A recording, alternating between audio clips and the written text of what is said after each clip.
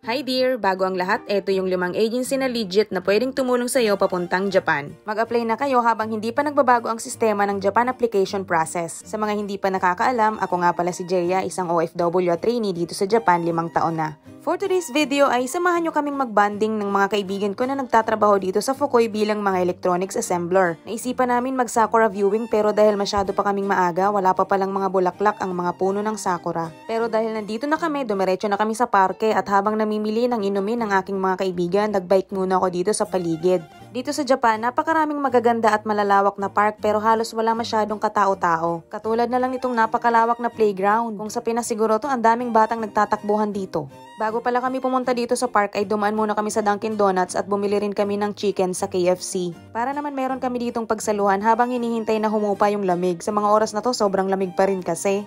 O siya, kakain na kami. Ang sarap talaga nitong hot Korean style chicken ng KFC. Buti na lang available ito ngayon sa kanilang menu. Pagkatapos namin kumain ay nagkayayaan kaming mag-volleyball dito sa playground. Dati nga pala, makwento ko lang, pangarap kong maging volleyball player nung high school pa lang ako. Kaso lang hindi naman natupad kasi pambili pa lang ng uniform, hindi kaya. Pero ayos lang, may mga pangarap talagang hindi natutupad minsan. At least ngayon, volleyball player naman yung bunso kong kapatid at mahusay siya. At dahil hindi naman kami mahuhusay mga mag-volleyball, eto, naging soccer yung volleyball namin dito. Paminsan-minsan talaga, kailangan ng mga ganitong klaseng banding para kahit papano maibsan naman ang pagod sa trabaho. Nung manawa na kami sa pagpapanggap na mahusay kaming mag-volleyball, pumunta kami dito sa kabilang area. Meron pala ditong trampoline. Ilang beses na akong nakapunta dito sa Fukui pero first time ko palang makita na meron pala ditong trampoline. At sa buong buhay ko, hindi ko pa na-experience maglaro sa ganito kaya naman na-excite talaga ako. Kaya naman, dali-dali na kaming umakyat dito para makita ko na rin kung ano nga bang eksenahan dito sa may bandang taas. Kaya naman pala walang naglararong mga kabataan doon sa playground. Abay, nandito lahat sila nagtatalunan at naghahabulan. Aba, ay nakakatuwa at talaga namang nakakamiss maging bata. Pagdating nga namin dito, itong dalawa kong kasama talaga namang nag-enjoy na agad sa pagtalon-talon. Abay, syempre, hindi rin naman ako magpapatalo. Naging palaka pa nga ako dito sa pagtalon-talon ko at talaga namang nag-enjoy ako.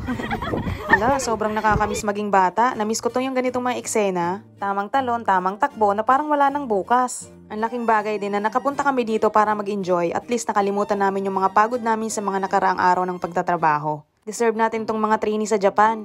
Kaya sa mga kapwa trainees dyan, try nyo rin lumabas-labas ng bahay kapag rest day, wag puro sa loob lang ng kwarto ha. Para kahit papano maibsan naman yung pagka-homesick. Siya nga pala dear, mabalik tayo dun sa nabanggit ko kanina sa intro ng video na to. Sa mga susunod na taon, maaari nang mabago ang sistema ng proseso ng pag-a-apply papuntang Japan.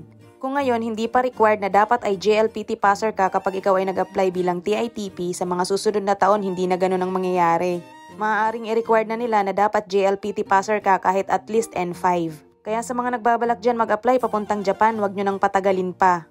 Habang hindi pa nababago yung sistema, habang pwede pa kahit hindi ka pasado sa JLPT, mag-apply ka na. Ang alam ko hanggang ngayong taon na lang yung ganong klaseng sistema. Kaya ano pang hinihintay mo, mag-apply ka na dear. Nakapag-TikTok pa nga pala kami at nakapag-pictura na rin. Nag-enjoy talaga ako sa trip namin dito sa trampoline. Feeling ko babalik pa rin ako dito. Nung napagod na nga kami, nagdesisyon na kaming umuwi ng mga kasama ko pero bago yon dumaan muna kami dito sa magandang oval. Ang ganda dito, napakatahimik. Napakaaliwalas din pero as usual wala masyadong tao. Babalik ako dito sa susunod na linggo para mag-sakura viewing. Paano dear, sa susunod ulit na video, salamat sa panonood!